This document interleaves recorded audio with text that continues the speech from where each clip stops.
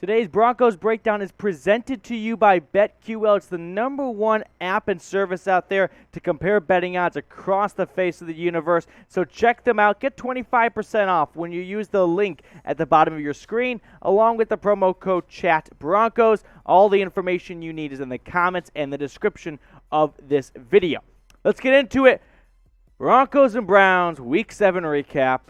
Honestly, props to you for being here right now. It takes a lot of strength to watch and follow a team that's lost 4 in a row after a blazing 3-0 start, but that's where we are after a 17-14 final on Thursday Night Football in front of the whole country. Case Keenum and this backup crew of Brownies knocked off the Broncos, and honestly, this was not a 3-point game. It really wasn't. The Javonte Williams and Melvin Gordon touchdowns were awesome highlights. Good for them. I've loved what I've seen out of them so far this year, but this was not a 3-point game. If you missed the game, it wasn't close. It really wasn't. Probably should have been more like a 24-10 kind of game. That's where I peg it, okay? Teddy Bridgewater was just trying his best, but at a certain point you have to ask the question, are you hurting the team by being out there? Because that interception was short by a mile. It was clear he was really favoring that foot. Could not get comfortable at all. And this Browns offense just rolled over the Broncos. So, what is your one-word reaction to this loss? I'm going to give you mine in a moment. I'm not always PG-13 on the show, but I ask that you guys try to say PG-13 because it could get pretty bad pretty quickly after this. So mine is just embarrassing. Last week it was pathetic. This week it's embarrassing, okay? The whole country's watching. It's Thursday Night Football. Granted, it's not Monday Night Football, but real football fans love Thursday Night Football. And that's where we're at here. Just embarrassing. Sad to see. No one wants to see this. It's just tough to watch. Like, wash your eyes out with soap and water. I mean, just because it was trash. It was garbage. The offense couldn't do anything for most of the game. The defense, well, every now and then a play was made, but where do we begin? That's my question. Where do we begin on breaking down the takeaways from this game? Would love to hear what head coach Vic Fangio has to say after this, because the offense was absolutely just inept once again, by the way, for the first half. This is not just a one-off thing. It's a pattern for Bridgewater and the boys here. 187 yards, 2 touchdowns, and an interception. I faded Bridgewater. I bet the under on how many yards he'd have today because why would I bet the over? I haven't seen anything out of him. I wanted to be proven wrong. I only put $5 on it, but thanks for the $4.25 and change. Again, at a certain point, it makes you wonder, is a banged-up Teddy better than a healthy Drew Lock? We're going to make this the pinned comment on today's video, so if you get hit with the YouTube ad break, scroll on down, reply, then come back up and join the fun. Y for yes, N for no. My answer, I'm going to give it a no. There's not much of a separation. We're not talking about Aaron Rodgers here. The offense for the Broncos has been so bad lately, why not give it a change here? The run game on the ground once again is just Javonte Williams doing his best to get yards after contact. Third down was, I guess, a little bit better today, 5 for 11, for which usually one of the worst in the NFL. And wow, I can't believe I'm happy about, what's the math, like 47%? Someone fact check me on it. The yardage wasn't there. Again, this Broncos offense kind of woke up late down the stretch, but ultimately just not enough. So, you know that scene in Step Brothers when Mr. Doback says, "You're next, mister"? That's what we're talking about the defense right now. You're not getting off. This was just pathetic effort, it looked like at some points.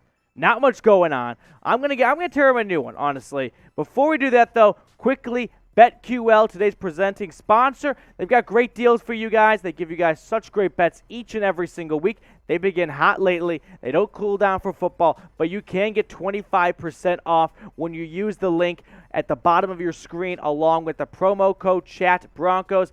5-star bets each and every single week.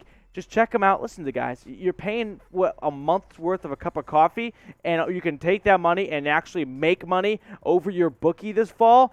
Not too late. Join the fun. I'm making money. Do the same with BetQL. Going back to this defense, look what the Browns offense did today. This was a Browns offense that, may I remind you, backup quarterback, first string, second string running back down, first, second wide receivers down, and third wide receiver, DPJ, Donovan Peoples-Jones, hurt in warmups. So all banged up to some degree. Left tackle, hurt. Right tackle, out. Do I have to go on more? And look at the numbers they did. They just it looked like the Browns offense was their number one starting unit. Honestly, it looked more like a preseason game, and you just go, well, it's a good thing these guys aren't making the team, except they are making the team. This is the starting defense. And here we come to Von Miller. Unfortunately, well, I shouldn't say unfortunately. Well, all right, let me break it down. Left the game with an ankle injury. I don't want to get ahead of my skis here. It looked not scary if you missed it, but it wasn't nice that he never came back in the game. We'll give you the latest update in a moment, but if you haven't already, please go ahead and subscribe right now to the Broncos Breakdown. We're a growing family over there at Mile High, so make sure you are a part of it. Subscribe right now and get in on things like this. The latest Von Miller news, Jeremy Fowler, pretty much close to the end of the game, had this to say. They did an x-ray on that ankle, came back clean.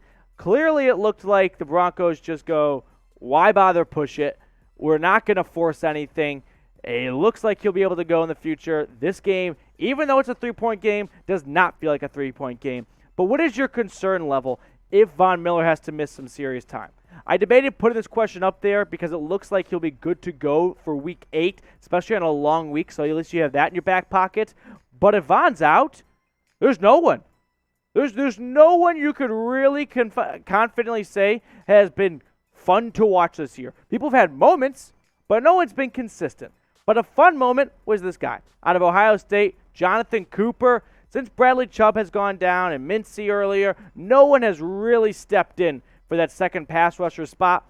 Maybe this is the guy. Maybe this is the next big pass rusher for the Broncos, because you know what? After the day he had today and the game he played, I'm making a holiday. October 21st is National Jonathan Cooper Day. That's what you get when it looks like you're the only one putting 110% out there. So you get your own day. Props to you, Jonathan Cooper. If you're watching, celebrate. Well, actually, don't. You lost. But, inside. Keep it internalized that. No one wants to see that in the locker room. But, yeah, congrats on the day. Guys, looking ahead here, NFL trade rumors are picking up. I did a trade rumors video, some candidates, maybe some targets. Let me know what you're thinking in that realm. Play a little Madden. Keep it somewhat realistic. You can't ask for too much, but maybe you can ask for Aaron Rodgers. We'll open up that can of worms again. Use hashtag Broncos down in the comments section. We got Q&A coming up next week. Want to get all your questions for that. BetQL also has a great deal with BetMGM where you can get a free BetQL subscription. And all you got to do, it's plain and simple. You got to put $10 down at BetMGM, bet that $10, and boom.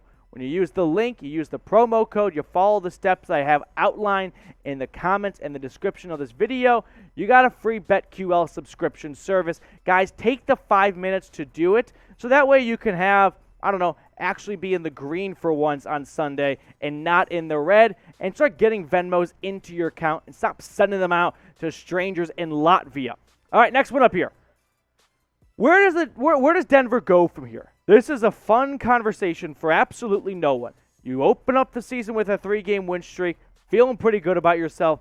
Everyone wrote you off because of your opponents, and everyone was right. Sure, you can maybe contribute it to Bridgewater getting concussion, but truthfully, if let's say Bridgewater never gets that concussion, I think the Broncos still lose to the Ravens. Maybe they pick up a win in Pittsburgh. Probably not. They definitely weren't going to win last week against the Raiders. There was hardly any effort put forth at times, it looked like. I don't know where they go. But I do want to include you guys on this. Seriously. Is it the coaches? Is it the players? Who are you attributing this to? I agree that the coaches take up a large chunk of the burden. There's no doubt about that. But what I can say is, if you think you just swap the coaches out with different coaches and it's 180 degrees different, it's not. Clearly, the players have not lived up to expectations, and there has to be some burden that goes on them for that. And that was really evident today, in my opinion. Pat Shurmur, Vic Fangio, probably coaching down their last legs. I bet they are doing everything they can to stop any trades going out of the building so they can hold on to as much talent and try to pick up some more wins.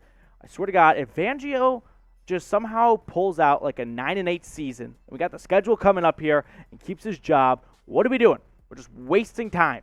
We're just on to the next carousel of quarterbacks and dreams. Okay, well, let's slow it down. Here's the upcoming Broncos schedule, though. They got Washington coming to their place. That's a unpredictable Washington team, at least a beatable team. At the Cowboys, that's going to suck. Eagles is beatable. Chargers and Chiefs, you get into more division play. It's not bad. It's not great. It's somewhere in the middle. That's what's coming up for Denver. Make sure you stay tuned in here to the Broncos Breakdown. Subscribe if you haven't. We'll get you more videos coming out later this week.